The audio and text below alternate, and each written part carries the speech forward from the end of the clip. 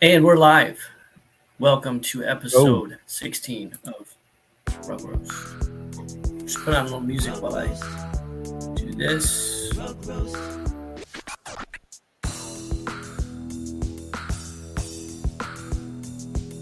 Ow.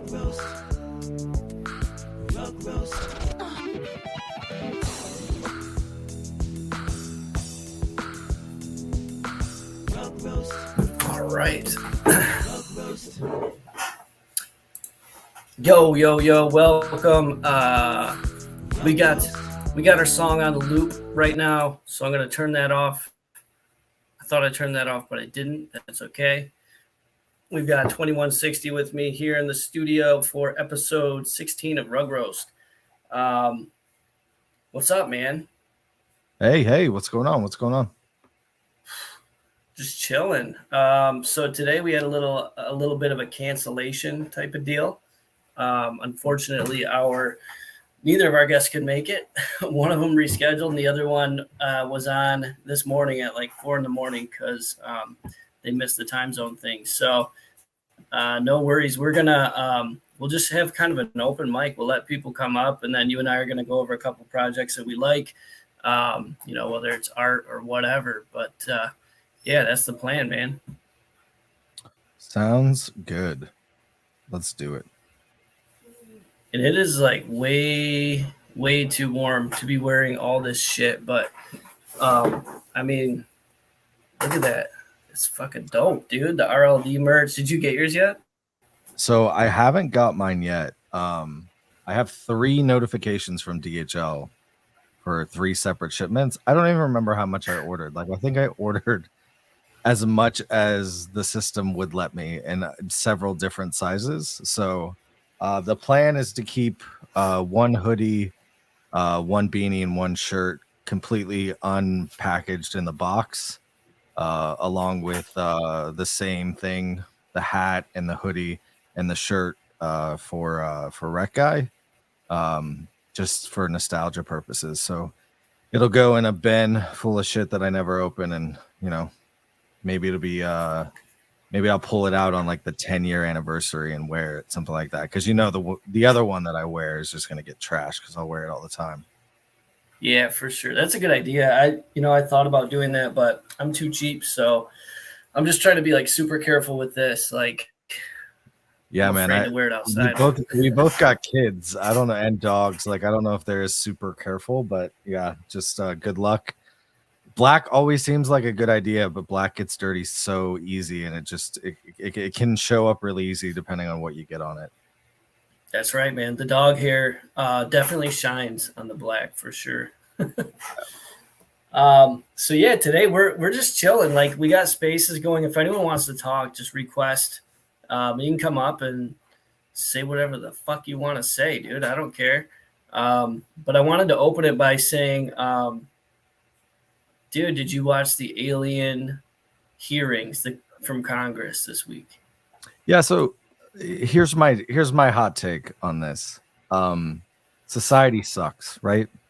Because if we were in the 70s and the government held national hearings, the US government held national hearings in Congress about aliens, the entire world, not just the US, the entire world would be freaking the fuck out. And instead, in 2023, nobody gives a shit because we have created a society who only cares about themselves. And so nobody cares. Like literally, you have Navy pilots who I had heard these stories from Navy pilots when I was in the Army, when I was deployed and stuff like that, about these things that they couldn't identify, doing things that like physics couldn't explain. Um, but like there's just no reaction. Like nobody cares, man. And I don't get it because aliens. It's It's aliens. aliens. They're real, dude. Like based on what these dudes said, like they're fucking real. Like, did you Yeah. hear the different stories they told? Yeah, for sure. And I mean, they're under oath, so hopefully it's not all fabrication and you can convince yourself of believing anything, so who knows. But if the government has proof, it's a national security risk, and it's also a scientific thing that like people should be studying and get to know. I mean, obviously, if aliens came here, their technology is far more advanced than what we have capable of doing at the moment, and we'd want to research that, right? Statistically, I've always believed in aliens because it's really hard to think that like all those galaxies out there, billions and trillions of stars, that like we're the only fucking floating rock in space that got like cognitive abilities in human form, right? Like, so for me it totally makes sense. um I think Elon posted something that was like the scariest theory is we are completely alone, like we there is nothing else out there, right?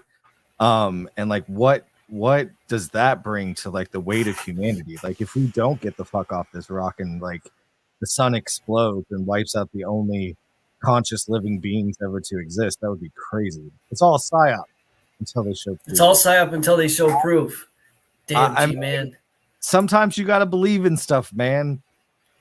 I know seeing is believing for some people, but sometimes the math just for me the math plays out. Now if we actually have fully like undamaged spaceships, space shuttles, space whatever flying vehicles, and we actually have biological samples, that I don't know. Like I know that that's what they testified to, but I agree with G-Man.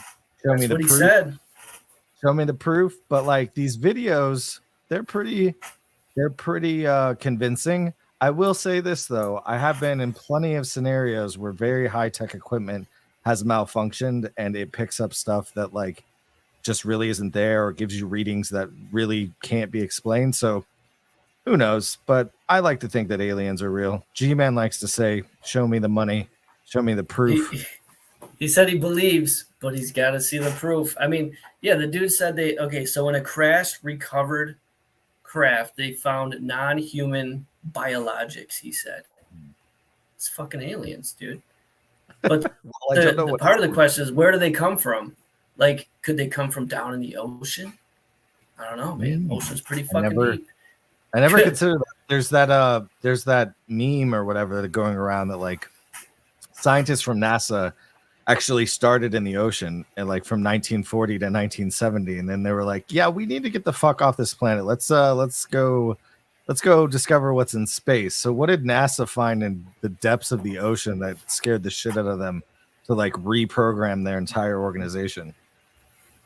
Probably what we consider alien. I don't fucking know, dude. It's crazy. I hope that like they're able to subpoena a bunch of people and subpoena a bunch of documents and like release proof. Like that's what I'm hoping comes out of this, because I mean, yeah, man. I don't hold my breath. It took forever to get a lot of Kennedy documents, and that's just because this conspiracy theory is that the government killed Kennedy and they wanted to protect that fact. But like, governments aren't designed to give up their secrets, right? Like they'll protect it to the grave. So I do believe that subpoenas will go out. I do believe they'll get a bunch of redacted information. Behind closed doors, they might get non-redacted information, but do they ever actually release 100% proof to the world? I don't know about that. I think they should, dude. I hope it's there. I mean, that's super cool. I mean, there's aliens out there, right? There has to be, statistically speaking, like you said, there has to be, because really the universe is infinite in the amount of planets. There's like more planets than there are grains of sand in the fucking world. Like that's insane. Yeah, man. The odds are not in our favor that we're the only special thing to get created in the universe, right? From a conscious standpoint. The question comes in, like, where does the tech come from to get them from there to here, though? Because the amount of time it would take to travel and all that. That's the big question for sure. Yeah, man. I mean, obviously scientists have been studying it for years. There is, theory about what is technically possible that we haven't been able to achieve from our own, technology that we've been able to build. But obviously, if an alien species was able to come to Earth, their harness of technology has to far surpass what we have even probably theorized. So yeah, it would definitely be interesting for sure. Definitely. But humanity, my message, humanity sucks. We're all too self-centered and thinking about ourselves, and that's why we don't care about the news. That aliens. We definitely deserve a meteor. Which brings me to the next topic. Paulie. So Okay, Paulie so and I must be living under a rock. I'm gonna be the person that says, I don't know. I saw one tweet by somebody who was talking about Polly this morning, but I have no idea what's going on. You got to fill me in. it's hot. Breaking hot. news. All So right, what is apparently Paulie and I guess Paulie and Ben, I don't know all the fucking details, but Paulie's involved. He's a piece of shit. This dude is a fucking piece of shit. But anyway, he launched a shitcoin and the contract allows for wallets to be just completely drained. So Ooh. I read somewhere $10 million cooked already. Probably going to be worse, but like, first of all, I mean, I don't understand why anyone supports this dude. He's a grifter. He's a piece of shit, and he talks shit about real builders and creators doing hard work in this space. So he's like the probably, in my opinion, the most scummy dude in all of crypto. Is he the guy that like posted like send me something to my wallet and then he never dropped anything? Is that the same dude? Yeah, I don't was know. that him? I don't thought know it for might sure, be him, but I don't want to slander him with that if that didn't happen. But yeah, dropping a shit coin that's got a drainer attached to it, like either you're not a dev, like I wouldn't know. Like I could go to somebody and say, hey, I want to drop a coin. I need dev work done. They could put whatever they want in the contract. I would have to trust the dev, right? So maybe that's the scenario, or maybe that was the angle, right? Become super popular on social media, drain millions of dollars, and then bounce and get the fuck out and go to some country that you can't be extradited to or from, or won't hold you accountable. I mean, it's still the wild, wild west, man. Look at the fucking news from yesterday. Sam Bankman-Fried, like fucking all the charges were dropped against him. Like, donate $93 million to politics. And, when you get charged for like one of the biggest fucking financial scams in history, because you donated to both sides, they'll just make it go away. Like that's what we're talking about. So a meteor. Yeah, I don't know about the meteor. Like I got a family, I got loved ones. I'm too young to die. But like, what I will say is, we've always talked about security, like coming up in the last 3 years in the space. But I think not a lot was said about common sense. Like, if the guy seems to be scammy, like, is the risk worth the potential reward? And if you get scammed from it, you need to take ownership that, like, you made that conscious decision. Like, nobody forced you with a gun to your head to sign the transaction. So, educate yourself on what is possible in this space, educate yourself on who you're deciding to give money to, and educate yourself on the risks, and then don't cry when something shitty happens. Own it and say, look, I got scammed, I made these decisions, and move on. Now, from the other direction, if Paulie did it on purpose, yeah, like that's just fucking terrible, man. Like we hate to see those people in the space, but unfortunately they just continue to be here because they can continue to get away with it. And yeah, whether he did it on purpose or not, though, I mean, he's the dude is a piece of shit. I mean, he really is. Yeah. But I he probably didn't do it on purpose. But yeah, I don't follow him enough to know. I just like if he did it on purpose, that's shitty. If he didn't do it on purpose, that's also shitty. If he cares about his reputation, he would try to make it right. I don't know if he has the ability to do that or not.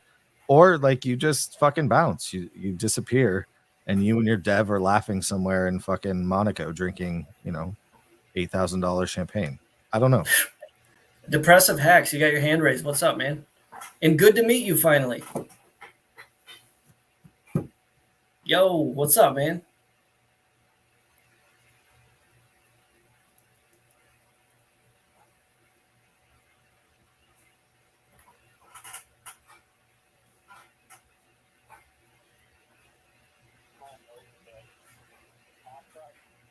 Technically, like a standard drainer, it was more of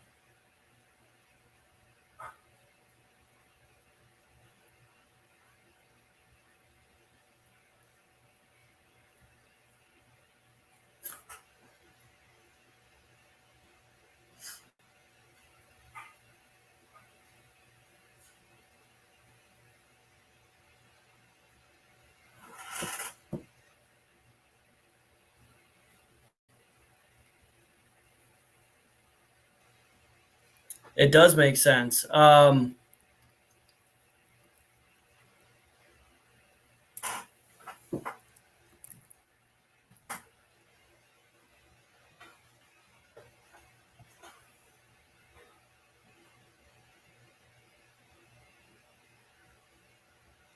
Damn, dude, You that's think that fucked was up. designed on purpose?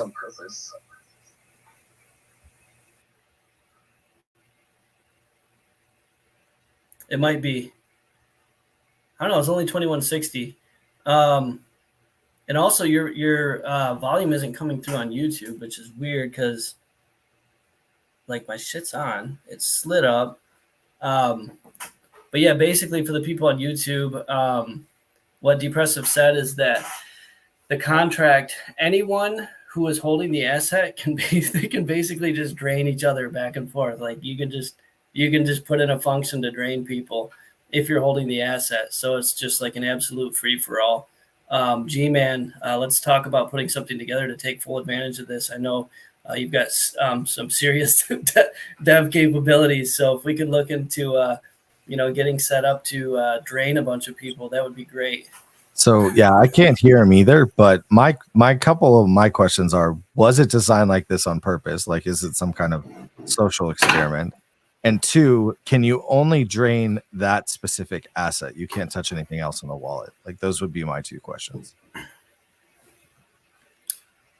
So Depressive, did you hear that? I don't know why the volume's not going back and forth, dude. This is fucked.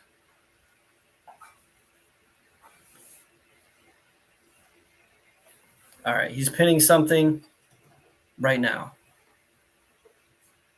G-Man, I put a link in Discord if you want to come up on stage, dude. I know you're busy, like drinking bourbon and chasing alligators and stuff. But if you want to come up on stage, you can.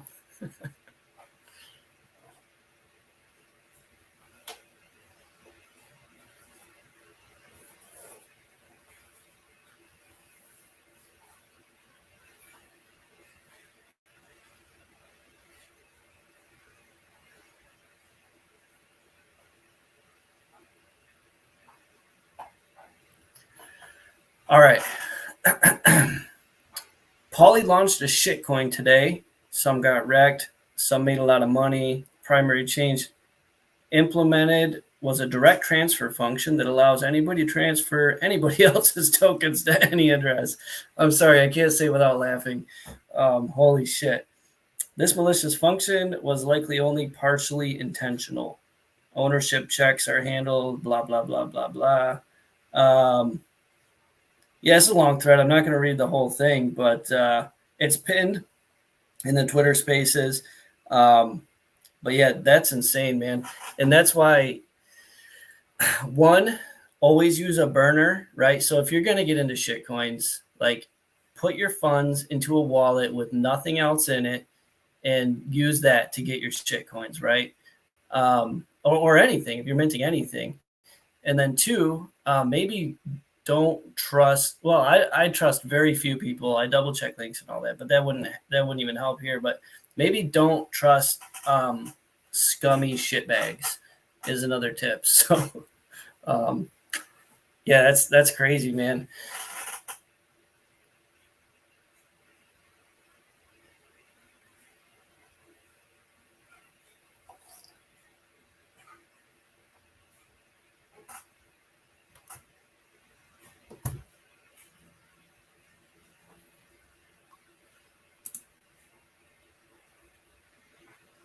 What up, boys?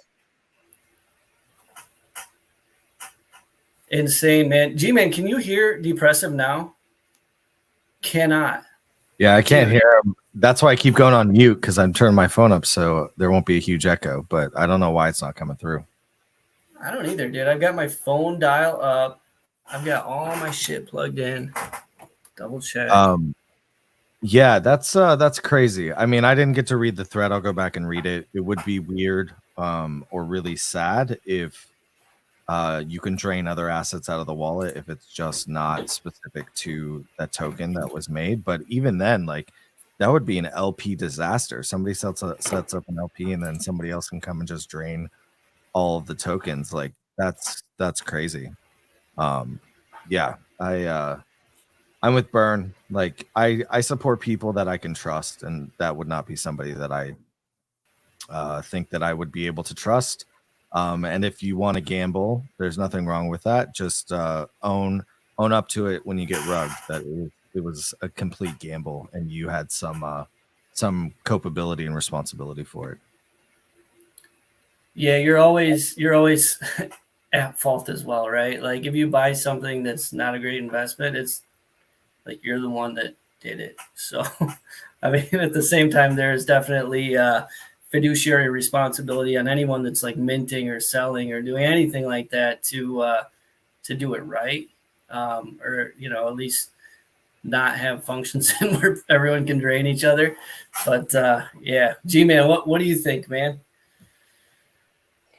I thought it was funny. Zach XBT was posting about this, and I guess some of the bigger Poly supporters, the one dude that was stealing everyone's money was like sending them ETH back. Like if you were a big enough Poly supporter, maybe you were getting some of your money back or something. I mean, insanity.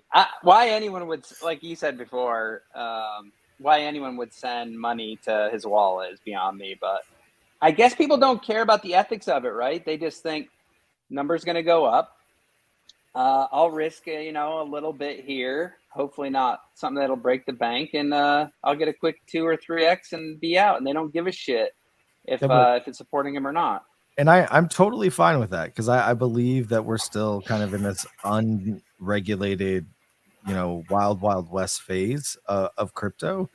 And if you're gonna take that risk or you don't care about the ethical or moral implications, understanding that if you make money off of it, somebody else lost money off of it because this money doesn't appear out of nowhere. If you're fine with all of that, don't also then turn around and be the loudest people in the room complaining about how you got rugged. Like, just own it. Like, if you're gonna be a gambler, then gamble. That's like going into a casino and then screaming at the top of your lungs that they stole your money. No, they didn't. Like, you decided to partake. Like, and that's fine that there are people out there that want to do that. I just can't stand the hypocrisy of like then wanting to cry about it and being like, oh, I lost all my money. I can't pay my rent this month. Like, all right, well, Yeah, there are consequences to your actions. Yeah, I totally agree. I see more generally in the space is everyone likes to scream for like free markets. Like everyone loves the free market. It's free market dynamics until someone does something that they think is stupid, and then all of a sudden they're the biggest critic in the world. I'm like, I thought you liked free markets, Yeah, God forbid somebody sells an NFT, thing. right? I know. It's hilarious. G-Man, do you live in Texas? No, so I spent about 6 weeks in Texas. My daughter was in a ballet program in Houston. Gotcha. So I'd bounce. I'd be with Locks during the week near Austin, and then I'd be in Houston on the weekends. And I went up to Dallas, hung out with Schmripto, and saw like the whole Bob Mallory thing, which was super cool. But I actually live in North Carolina. Okay. I was like, it's so hot. Like, I don't know how anybody is living in Texas at the moment. It was, for the 6 weeks I was there, half the time I was there was 105 plus. That's crazy. It was pretty tough. So, I mean, Carolina's hot. I'm back here. I just got back here a few days ago. But it's nothing compared to like what Texas is doing. I feel like I'm starting to look for real estate like way up north after experiencing that for 6 weeks. Come to Michigan, dude. It's super cheap up here. I think I don't know. Like, I would be looking at real estate like right in the middle of the United States because in the next, like, not that it's happening anytime soon. You're not going to give a shit about your real estate at this point, but like the Ice Age, like it came down so far into the US that like I would be looking at that line, right?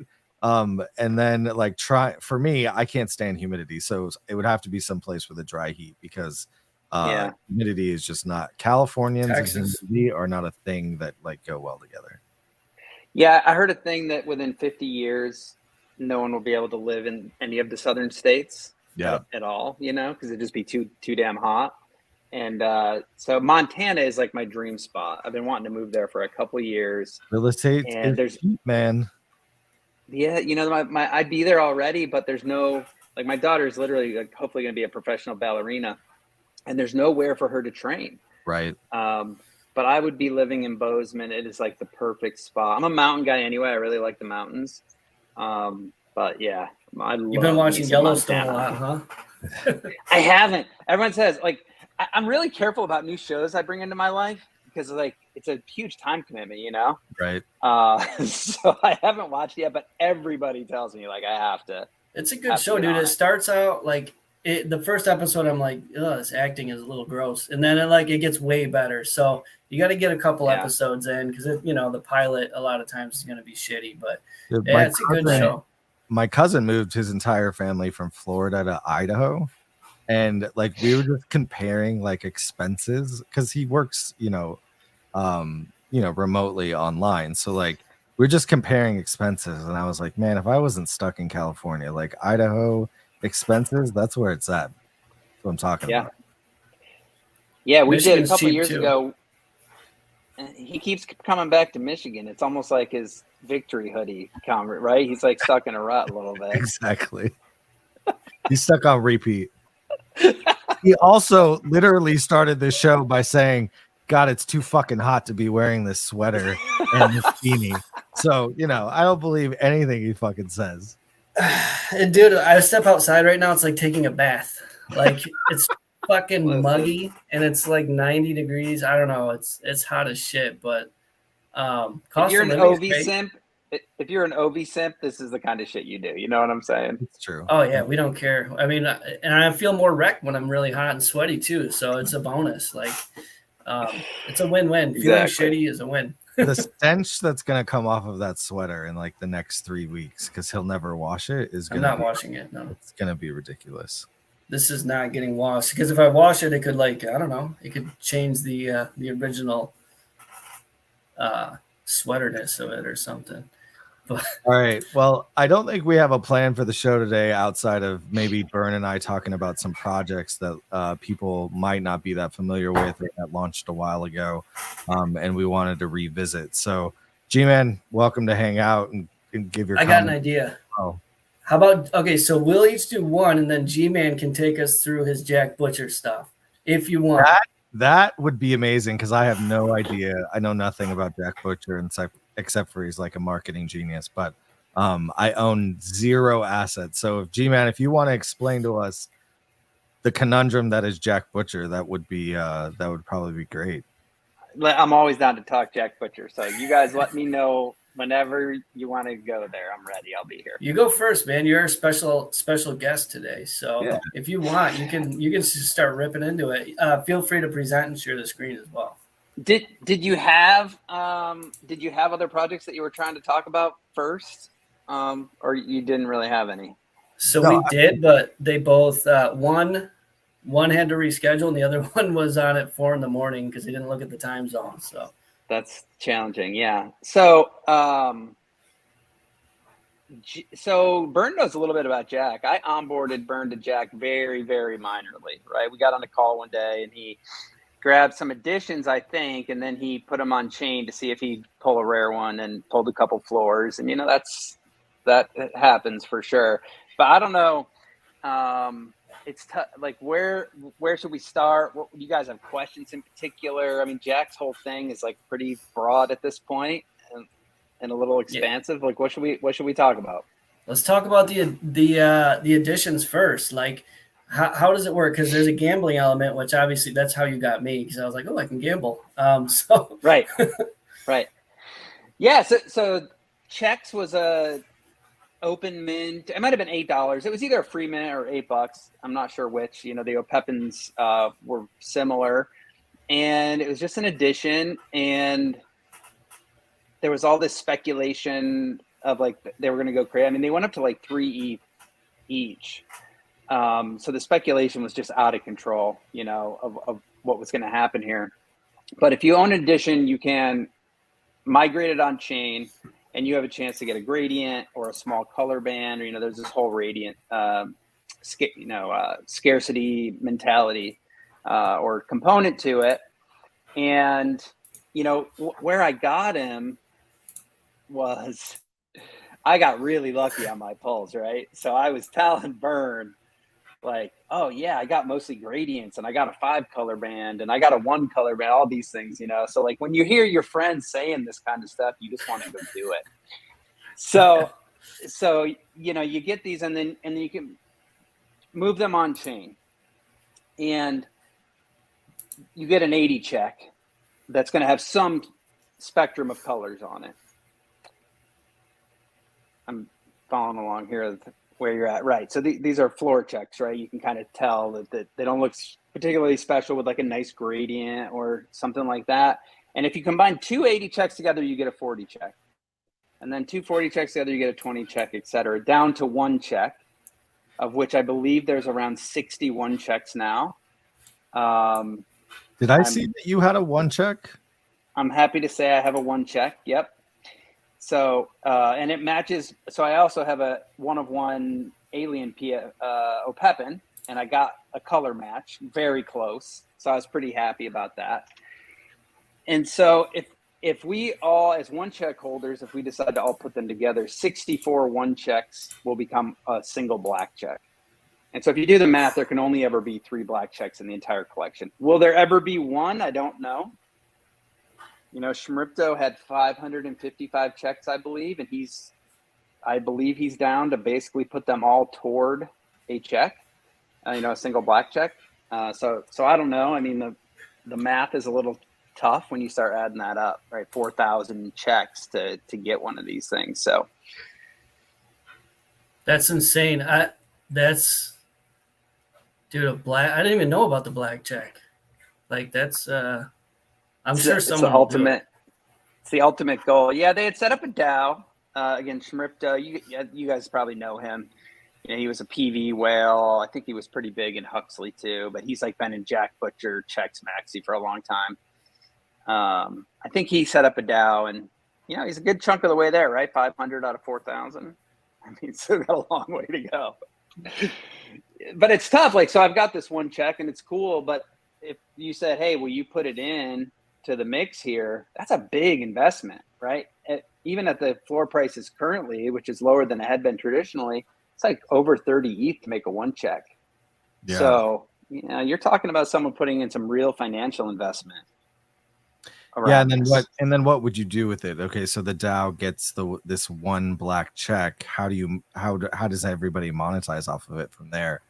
Right. Seems a little complicated. You hold it. You hold it. Yeah. You hold it and it goes up in value, and then you just borrow money against it. I don't know. That would be like the only. You'd probably be able to you could DAO it. You could turn it into a DAO and have tokens or something like that, right? And then you can sell your portion, buy and sell your portion. But yeah, it's just I kind of agree though. It's like, hey, I own 1/64 of this black check or something. Right. Like, okay. Yeah, that's hard. I mean, I don't know. The black check could become the next Mona Lisa. I'd like to own 1/64 of the Mona Lisa. True. Absolutely. And it was just perfect timing with Jack. As you said, he's a master marketer, and the time frame around who's notable, who isn't. Can you pay $8 and become notable? He just played that so perfectly, and you're starting to see that in Opepins too, or you've seen it in the first 10 drops. Is he's just so timely with things. Apple comes out with the fancy VR headset, and he drops a collection on it like that week. Yeah, it always he seems just really has his finger on the pulse. Yeah, and his turnaround is so quick. Like it literally is not like Apple drops it and then 3 weeks later. It's like Apple drops it, and 2 days later, he's ready to roll with the concept, which is crazy. So explain the Opepin world that Jack Butcher then transitioned to after Checks, right? Yep. So Pepin, same as the Checks. It was an addition, and he kind of, I think he even said, I probably won't do anything with it, whatever. It's just cool. Everyone's doing these additions now. And then one day he just dropped a tweet that said, OPE PFP, and the thing went crazy. And he kind of explored, he was going to do all AI versions. He was going to do, you can create an Opepin based on your checks colors of checks that you owned. But the one thing I really love about Jack is he builds in public very transparently, and he iterates. So when he says he's going to do something and then they go check it and he's like, well, if there was 16,000 Opepins that were variations of checks, it's not hard to imagine that none of them are distinguishable from any other one, right? And so he's willing to pivot and talk to the community and have this back and forth. And I think that's why people love him so much. Because that's a hard thing, right? As a founder, as someone who's founded things in the past, I can't imagine it. I feel like it would be impossible. And he somehow manages this communication with the community and the feedback and handles it better than anyone I've ever seen. Yeah, I have heard that about the community. It doesn't seem like they get like riled up, or there's not a huge pushback when he pivots. And I don't know if it's just faith in one man or if it's the community that he's built. But in my experience, open editions haven't lend themselves to building the best community. So it's got to be some fucking magic spell that Jack has that he puts over people when he's fucking telling them, nah, I'm gonna switch positions on you, and everybody's just gonna accept it. Yeah, well, he's just such a good communicator. So when he does that, he puts out a thread of 20, 30, 40 tweets explaining exactly the thought process. Here's why we rethought it. Here's why it doesn't work. Here's why the direction we're heading is going to be better for everybody. So I think that is a main differentiator for him. And then so the other really cool thing about O'Pepin's when he finally landed on this idea that he's going to do 200 individual sub collections inside the collection. So every however long he drops 80, a collection of 80, and there will be 200 of those along the way. And it allows him to do this. What is the current meta? What is happening culturally, technologically, in our space, in the world? And it allows him to like ride that wave and keep the attention going, right? Right. Like someone said on the Spaces earlier, you drop a 10,000 PFP collection in one day and it's kind of over. Right. Like You have a everyone knows month. what You they have a are. month of runway of the collection being hot, and then there's a new meta. Right. And so now it's like, oh, he could keep this going for a couple of years. So Now is- there'll be an art to keeping that interesting. But Sure. he's done a pretty good job so far.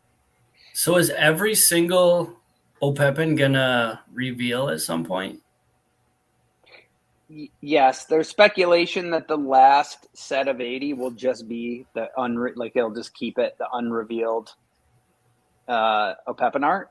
So who knows about that? But yes, the idea is that eventually everyone will. So right now you have to opt in. So, let's say you have a 1 of 5 O'Pepin, you see the art, you like it, you have a couple days, you're like, okay, I want a chance at one of these. So you opt in. He's stated that he's only going to do that as long as that makes sense, right? Because you can imagine a world where people stop opting in Right. on certain sets. And so for right now, and probably for a while, it'll be fine. It'll be oversubscribed and hit their numbers. But who knows what it'll go. But he has also said like he's got other mechanics in mind that are totally different. That I'm excited to see where he goes with that. The other great thing I think is worth noting is Jaleel. He partnered up with Jaleel, who is a developer, and so someone who's managed developers for 20 some years. I can say that Jaleel's a special kind of developer, right? Like he gets the culture bit as well as a marketer, and a lot of coders just don't, right? I hate to paint with a broad brush, but you think of these cave dwelling developers like I've been working with for many years, and it's just like their finger aren't on the pulse like that. And the combination of these two guys coming together, and Trap is another one too, but really Jack and Jaleel are the face of it. This combination of them together is just a unique thing. Yeah, I'm a huge fanboy, as you can tell. But All right. So how many O'Pepins did you have that you opted in for, and then you woke up and saw that you had an alien 1 of 1 in your wallet? So I had 22 O'Pepins that I bought at around 0.7. The day before they became rarity assigned to them, I started merging checks. So I had a bunch of checks also, but I didn't merge them. But there was a mechanic where if you had invested time and effort in compositing checks, you would have a better chance at getting a rare O'Pepin. Gotcha. So I got one free, quote unquote free, 1 of 1 blank, and a couple 1 of 4s and and whatever. The rest were a mix of the rest. And so I started doing wheat bids on one of ones, and I ended up with 6 one of ones. And I got rid of all the 1 of 40s, which I wish I didn't do that now, because at the time I sold them for nothing, but I was thinking, all right, I'm going to turn these not rare ones into rare ones. Right. So on the first set, they launched 2. I fully opted in with 22 on set 1 and set 2. I didn't get any set 1s, which is a shame, because those are the ones that are worth the most. Right. But I did pull 2 on set 2, which was great. Sold both of those. So I'm big on like getting my money back out. Sure. And so people started seeing the values on the first 2 series, and I sold 3 of my 1 of ones, 2 for 8.8 and 1 for 12.7. And that took my entire cost. Like I was actually all my investment recouped plus in the black and still sitting on some nice stuff. So when I did the Alien 101, I opted in 3 unrevealed Pepins for the 101 and grabbed it. And it was like 10,000% subscribed or 12,000%. I mean, the odds were still, board Elon Musk has 750 Pepins, and like he's had polls where he gets nothing from opting in. So the chances are still very small. It's always like that. On a Zoom call. I was on a Zoom call with someone when I saw it, and I couldn't concentrate the rest of the call. It was terrible. I can imagine. It's like when somebody like Pranksy buys 1,200 Bored Apes on Mint, but he doesn't get 1 gold. You know what I mean? Right. He buys 1/10 of the collection, but he doesn't pull a gold one. Like that's how infuriating it is. But it's the guy that just buys 1 that ends up with the gold one. Like it's always that way. At least it always seems that way. Well, congratulations. It looks cool as fuck. That's all I gotta say. Thanks. I really appreciate that. I think, and I would love to talk about this. I don't know where you guys want to go, but I brought up Elon Musk and made me think about it. He's the one who started this thing with Thread Guy and the Threadition and this conversation around PFPs and identity and brand and all of that, which to me has elevated the conversation around that a good bit over the last week or 2, in my view. So we can talk about that in relation to Jack No Pepins, or let's do it. He's also doing these. I read. Yeah, so what do you guys know about that? Did you guys follow the Thread Guy stuff pretty good? So I didn't know where it was born out of, other than Thread Guy is a character unto himself, and he's constantly stepping up his game in the space.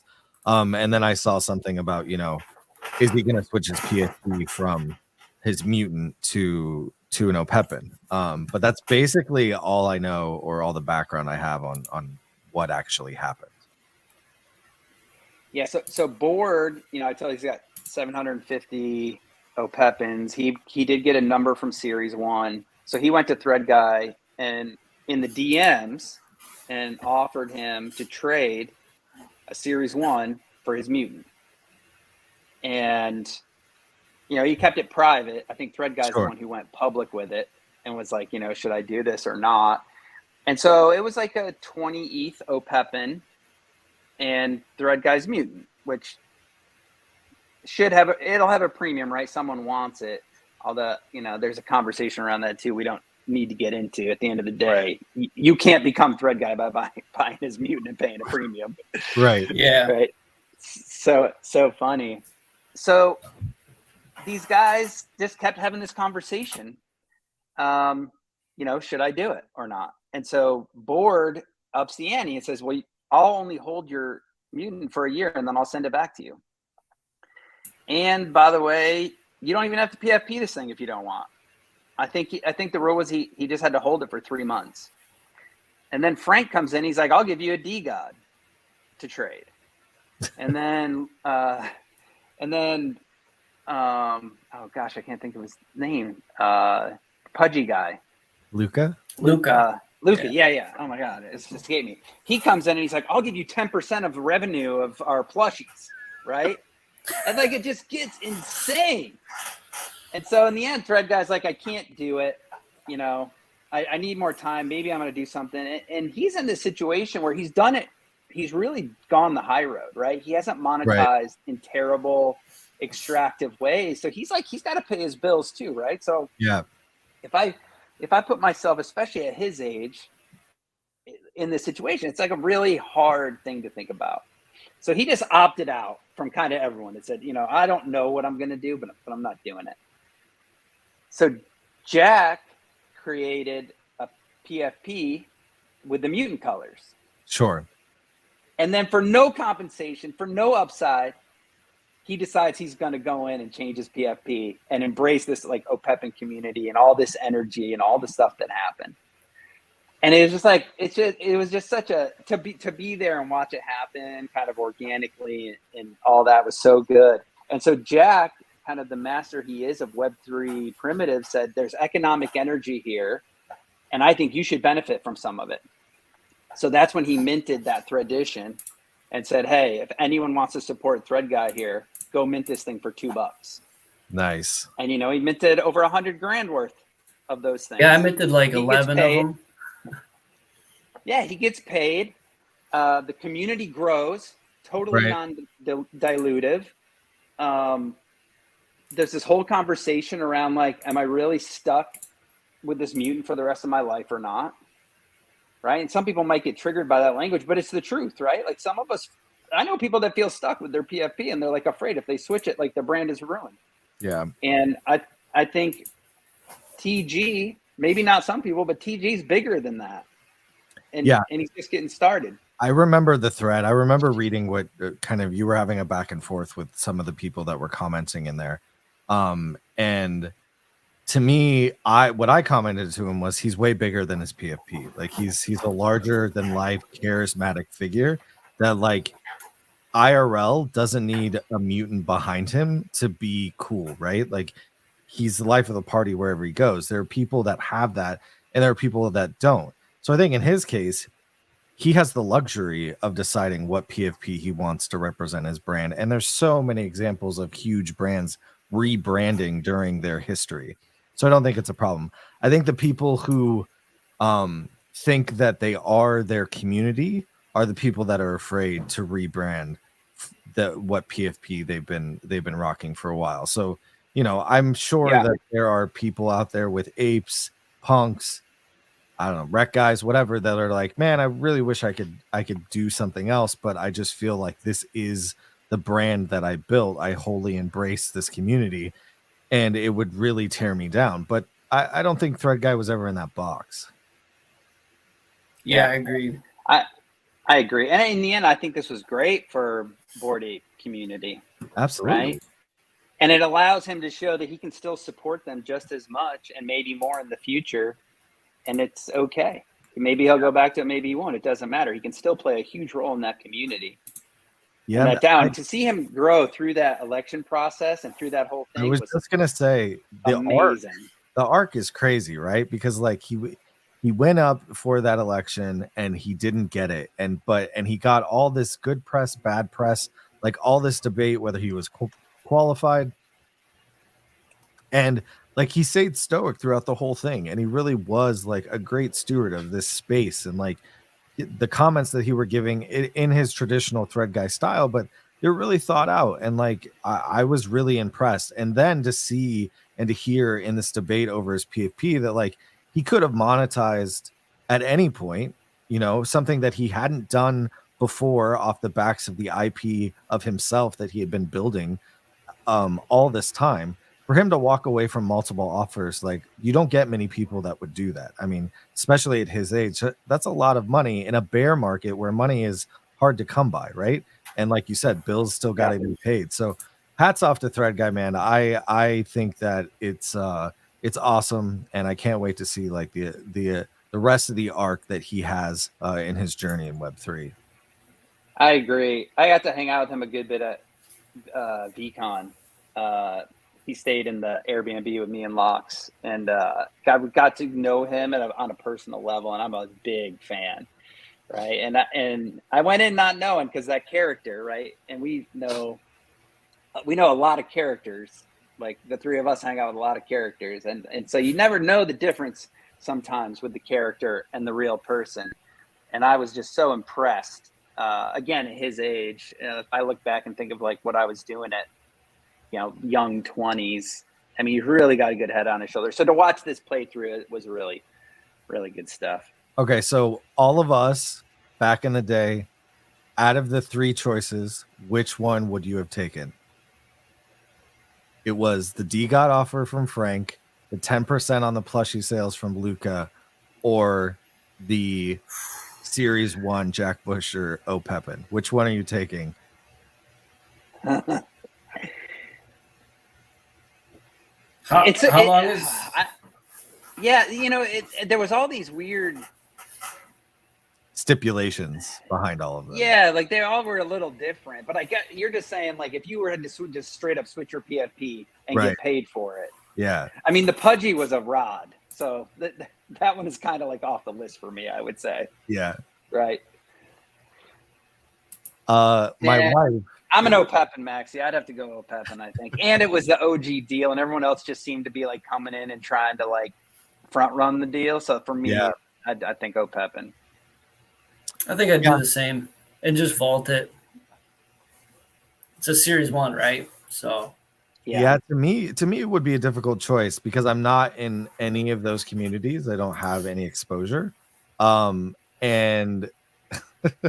my wife is being very active in the comments today. you look like a snack, dude. I was gonna say it and then she said it, so I'm happy someone did because I was thinking the same thing. I was like, oh man. For me, it would be a hard toss up between the D-Gods and the O'Peppin. I think I might lean a little bit more to the O'Peppin because it's Series 1 and Jack just has so much runway and he's been so charismatic and been able to like hold the attention of the space for a really long time. I do have a lot of belief that, Frank is killing it as well. So it would be a hard decision, but yeah, I think I'd go O'Peppin Series 1 and do the same thing. Vault it, come back in 20 years, see what it's worth. There's only one Series 1, right? Yeah, one exactly. Group. There's there's 80 of them, but there's only one Series 1, right? There's one batch. There's not gonna be more Series 1s. So yeah. All right. Well, thanks for the background because I did not know. Like the problem as this kind of experience of Web3 has grown, I used to try to be and know everything that was going on, and I burnt myself out in 2 years. And so I really like focused my bags and focused my attention. And like if it's not like Rug Radio or it's not like Rect Guy, like I really have blinders on because I just don't have the time for work-life balance. And so I see that these cool things are going on, like, Jack Butcher and Thread Guy and stuff like that, but I don't always get the time to actually dive in. So I appreciate the recap from G-Man. That helps out immensely. I think one of my big takeaways is whenever G-Man mentions that he's going into something, we got it. No, I'm copy trading. Look, I was in Lisbon with G-Man and he said, be careful, don't copy trade my wallet. People have gotten burned. So like they have down that road, like just know that it doesn't always work out great. I don't win every time. I've been really lucky though, for sure. Like I'm grateful for that. I don't know if maybe I have a good feel for some of these things and time things pretty good or whatever, but I have definitely had some friends try to copy trade me and like get wrecked. And then they come and they're yelling at me. They're not yelling at me. They're mad at the universe, right? Sure. Like, what the fuck? I do the exact same thing you did, And I'm just like, man, sorry. I would be that person. I was just talking to my wife the other day.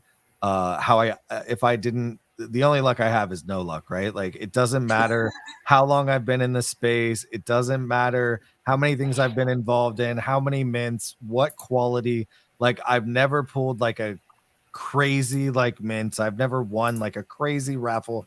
Like I'm gonna shout out Will Savis today. I think I've been paying attention to his timeline a little bit, and I think he won two Beeples and he won an O'Peppin. Like he pulled an O'Peppin recently, and I'm like, dude, he got the one of one.